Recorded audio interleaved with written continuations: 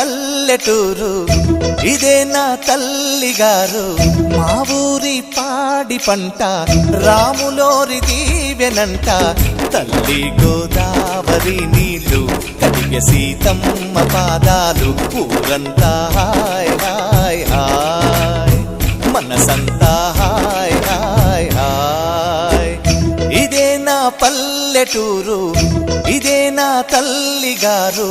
మా ఊరి పాడి పంట రాములోరి దీవెనంట.